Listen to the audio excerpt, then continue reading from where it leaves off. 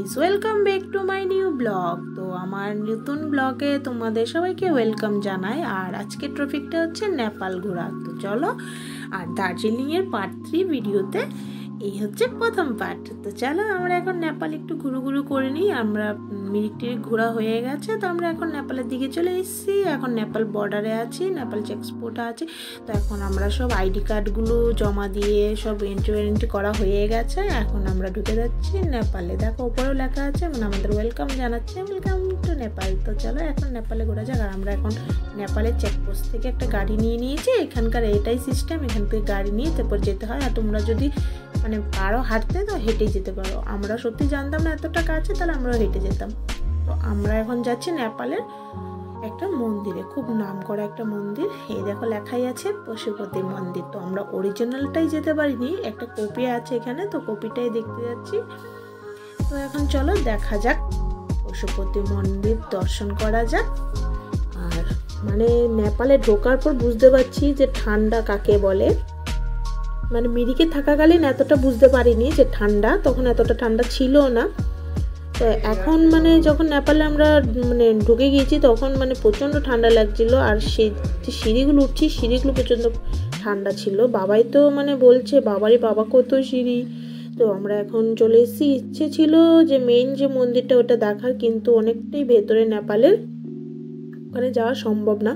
মানে আমরা পারবো না, এখন যাওয়া যায় কি না কি জানি না অতটা, কিন্তু অনেকটাই ভিতরে। তো আমরা আর গেলাম না, আমরা এখন কপিটাই দেখে নিলাম। এটা ঠাকুর নম করে নিলাম, নম করে না সবাই।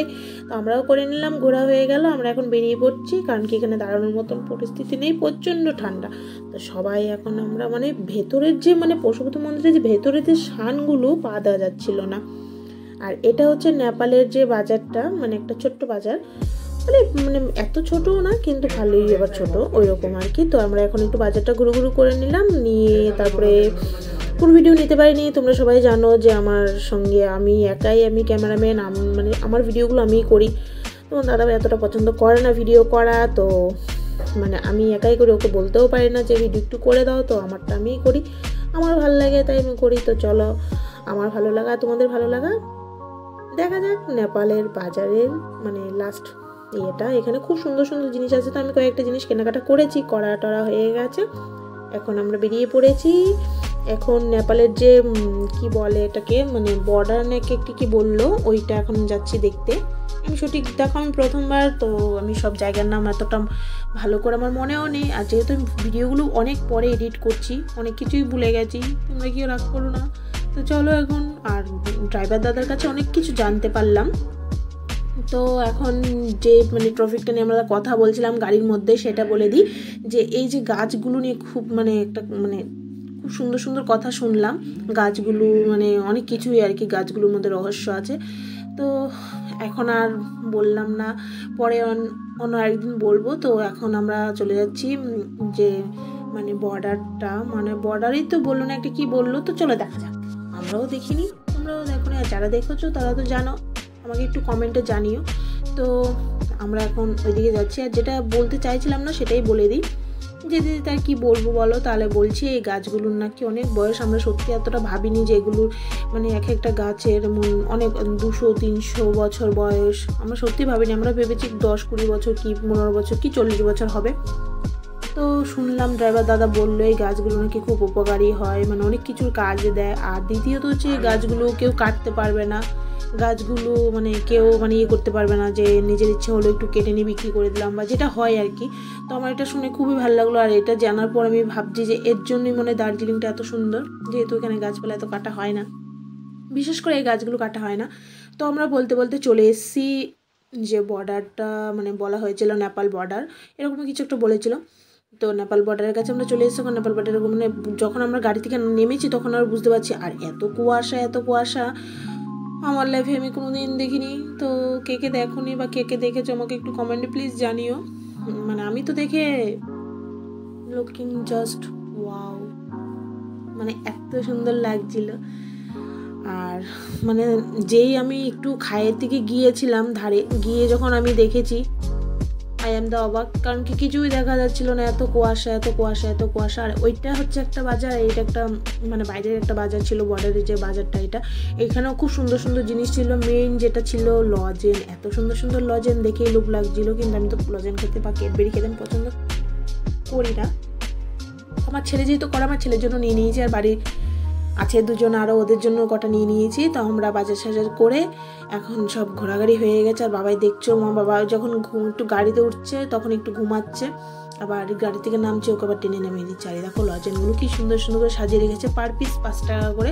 তো আমরা অনেকগুলো নিয়ে নিয়েছি যেহেতু দাম কম, তো মানে আমার থেকে কম লেগেছে, যেহেতু এই মানে নর্মালি ইন্ডিয়ার মধ্যেও আমাদের এরকমই 5 টাকা করে বিক্রি হয় এগুলো।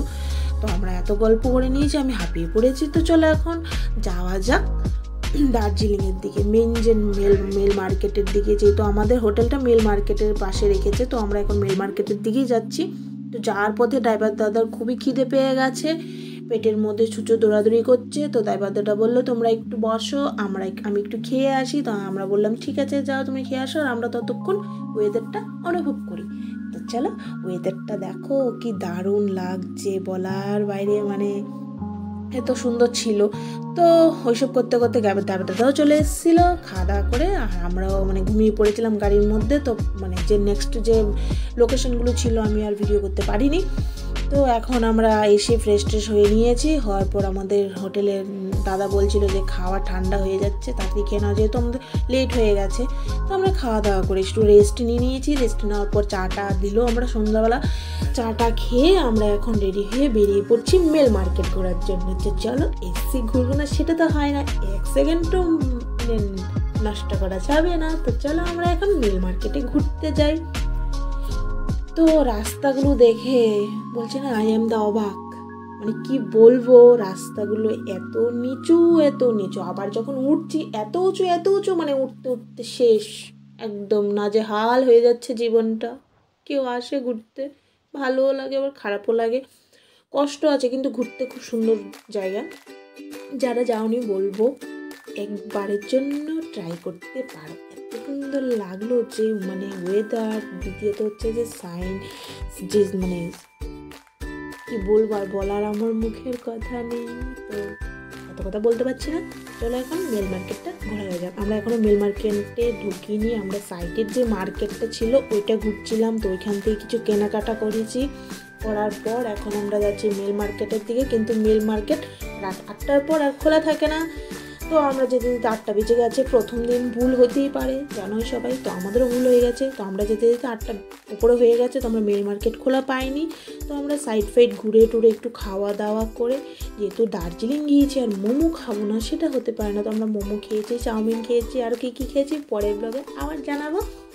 আমার ব্লগটা এখানেই শেষ করছি, আবার নেক্সট ব্লগে দেখা হচ্ছে। তো সবাই পাশে থেকো, আমাকে সাপোর্ট করো, লাইক করো, কমেন্ট করো, কমেন্টে জানাবা যে কীরকম হয়েছে না হয়েছে। যেটুকুনি পেরেছি সেটুকুনি করেছি। তো চলো এখন আবার পরের ব্লগে দেখা হচ্ছে। গুড নাইট, আজকে দিনটা সবার ভালো কাটুক, আজকে রাতটা সবার ভালো কাটুক। Good night my all friend.